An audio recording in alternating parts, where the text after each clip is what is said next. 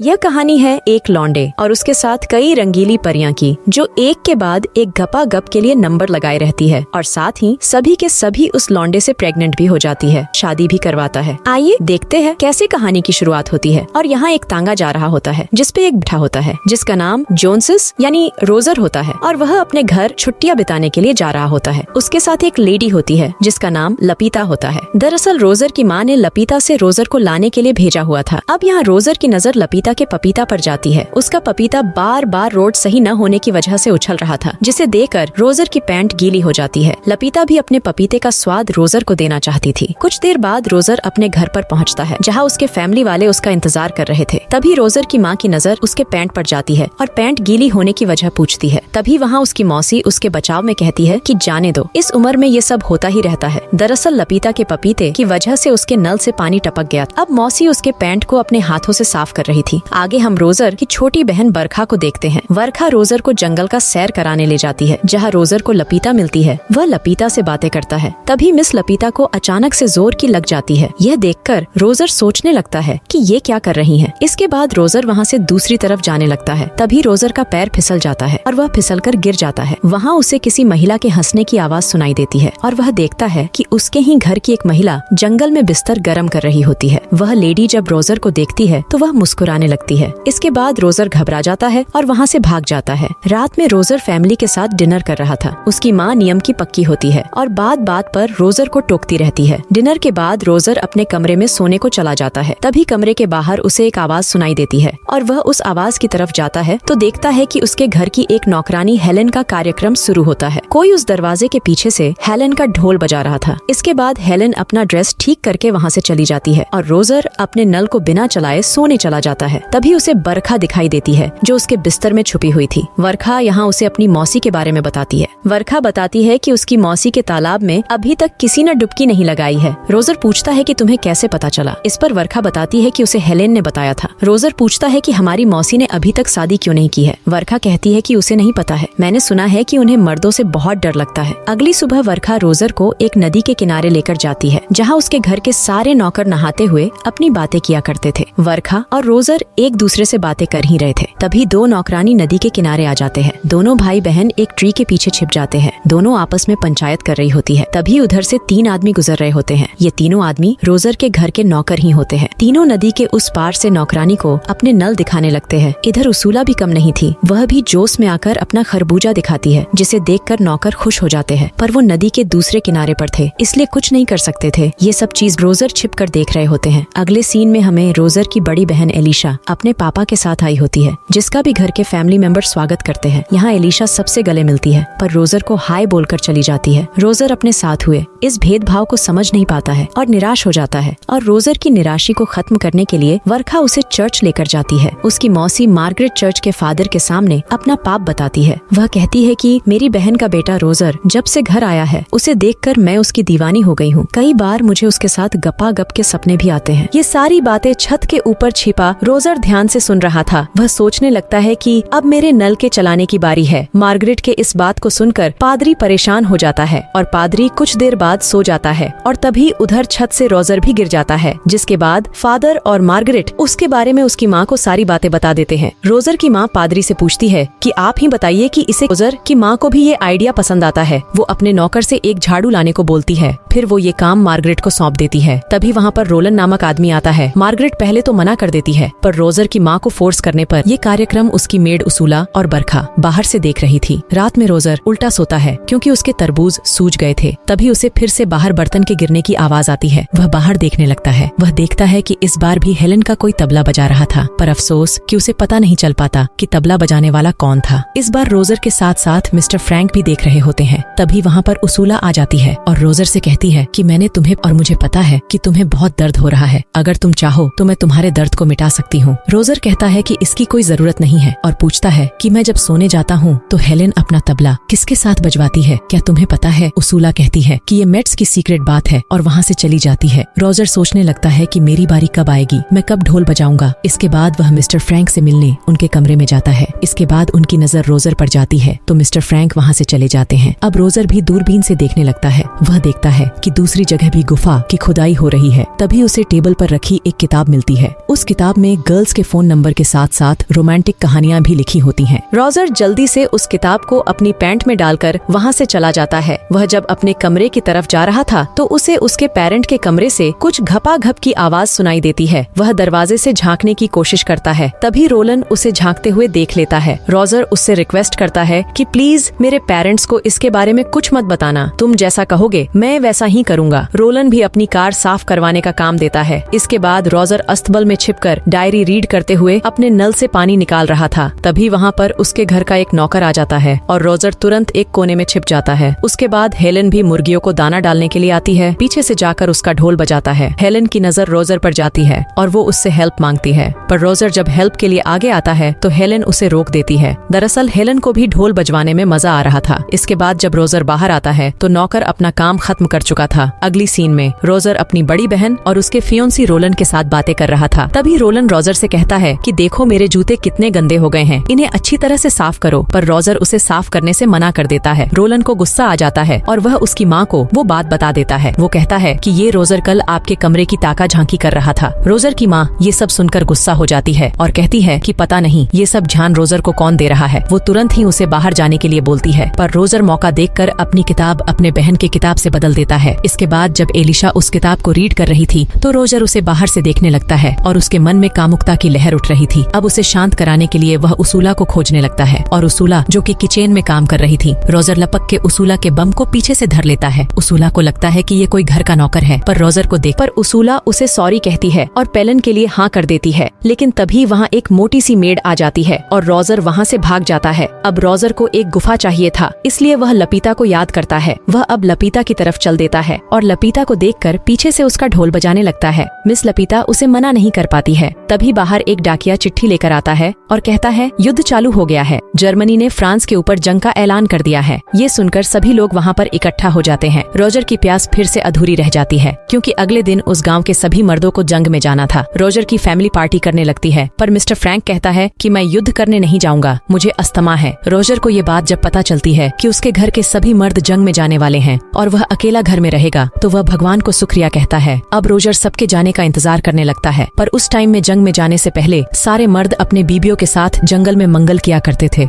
आज की रात सब वही काम कर रहे थे और यहाँ रोजर सबको एंजॉय करते हुए देख रहा था। अगले दिन सभी लोग जंग में चले जाते हैं। रोजर अब सबसे पहले उसूला के पास जाता है। उसूला को रोजर तो पहले से ही पसंद था, इसलिए वह रोजर को अपनी गुफा का दर्शन देती है और पूरी रात उसूला के पास गुजारता है। उसकी माँ पादरी को बता रही थी कि उसका हस्बैंड उसके साथ अलग अलग पोजीशन में गप करता है। मुझे भी इसमें बहुत मजा आता है, पर मुझे लगता है कि मैं कोई पाप कर रही हूँ। पादरी कहता है कि तुम अपने पति के साथ कुछ भी कर सकती हो, इसे पाप नहीं कहा जा सकता है। अगले सीन में हम रोजर के मेड केट को नदी के किनारे देखते हैं। तभी अचानक से नदी में से रोजर निकलता है और केट को अपनी बातों में फंसाकर गप्पा-गप कर देता है। अब रोजर अपने घर की सभी औरतों के साथ संभोग करना चाहता था। एक दिन रोजर के पिताजी घर आते हैं। दरअसल वो एक कर्नल थे और कभी भी जंग से अपने घर आ जा सकते थे। रात में रोजर की नजर उसकी मौसी मार्गरेट और केट पर जाती है। वो उसके पेरेंट के कमरे में झांक रही थी। अब रोजर अपने पेरेंट्स के कमरे में घुस जाता है जहाँ उसके पेरेंट्स पेलन शुरू करने वाले थे। तभी वो रोजर को देखकर चौंक जाते हैं और डांट कर उसे भगा देते हैं। इसके बाद मार्गरेट अपने कमरे में सोने के लिए जाती है और तभी उसे उसके बिस्तर पर रोजर लेता हुआ दिखाई देता है। रोजर कहता है कि मैं जानता हूँ कि आपके तालाब में कोई खुदा नहीं है, इसलिए मैं आपके तालाब में नहाने आया हूँ। पहले तो मार्गरेट मना कर देती है, पर बाद में उसका भी ढोल बज जाता है। इधर हेलन फिर से चाय लेकर उस दरवाजे के सामने आती है, पर इस बार वह नौकर गायब था, इसलिए वह सीधा रोजर के कमरे में चली जाती है। रोजर उससे पूछता है कि तुम इसी टाइम पर ही क्यों आती हो? हेलन कहती है कि मैं तो बस चाय नाश्ता देने के लिए आती हूँ। फिर वह वहाँ से जाने लगती है। तभी रोजर उसे पीछे से धर लेता है। अगले दिन रोजर और बरखा बगीचे में बैठे हुए थे। तभी बरखा कहती है कि देखो कौन जा रहा है। रोजर देखता है कि यह उसकी बहन एलिशा थी। वह बरखा के इशारे को समझ जाता है। वह तुरंत एलिशा के पास पहुंचता है जो कि हॉर्स को घास डाल रही थी। अब रोजर उसके ड्रेस को यहाँ उतारने लग, पर एलिशा उसे मना कर, पर रोजर नहीं मानता है और वहीं पर दोनों पेलन कार्यक्रम करते हैं। अब रोजर के कमरे में घर की सारी औरतें लाइन लगाए होती हैं और खुद को संतुष्ट करती थी। एक दिन जब रोजर एलिशा के पास होता है तो एलिशा उसे कहती है कि वह प्रेग्नेंट हो गई है। तभी वहाँ से एक प्लेन गुजरता है और इसमें रोलर बैठकर घर आ रहा होता है। दरअसल युद्ध खत्म हो चुका होता है। अब रोजर घर पर आ जाता है और तभी उसके सामने उसूला आ जाती है और कहती है कि वह भी प्रेग्नेंट हो गई है। उसके बाद उसकी मौसी मार्गरेट भी आकर बताती है कि वह भी प्रेग्नेंट हो गई है। रोजर इसके बाद डर जाता है और वह सबसे पहले एलिशा के पास जाता है और उसे रोलन के साथ गपागप करने के लिए कहता है और उसके बेड के ऊपर नेल पॉलिश लगा देता है। इसके बाद बाद वह अपनी मौसी के पास जाता है और कहता है कि प्लीज आप मिस्टर फ्रैंक से शादी कर लो, वो आपको बहुत चाहते हैं और आपका अच्छी तरह ख्याल रखेंगे। और इसके बाद वह उसूला के पास जाता है और शादी के लिए प्रपोज करता है। लेकिन उसूला ने पहले से ही किसी और के साथ शादी का प्लान बनाया हुआ था। तीनों लेडीज की शादी हो जाती है, लेकिन किसी को कानो कान खबर नहीं होती कि रोजर ने क्या गुल खिलाया था। अब एक दिन रोजर आखिरी बार हेलेन के साथ गपागप करता है। कुछ दिन बाद रोजर की छुट्टी खत्म हो जाती है। तभी हेलेन वहाँ आती है और कहती है कि मैं भी प्रेग्नेंट हो गई हूँ। रोजर कहता है कि तुम टेंशन मत लो, तुम्हारे लिए मैं एक हस्बैंड का इंतजाम कर दूंगा। हेलेन कहती है कि इसकी कोई जरूरत नहीं है। अगली सुबह रोजर अब के लिए रवाना होता है। और दोस्तों, इसके साथ मूवी यहीं पर खत्म हो जाती है। इसी प्रकार के रोमांटिक मूवी के लिए चैनल को सब्सक्राइब करें। हम फिर से एक नई मूवी के साथ मिलेंगे।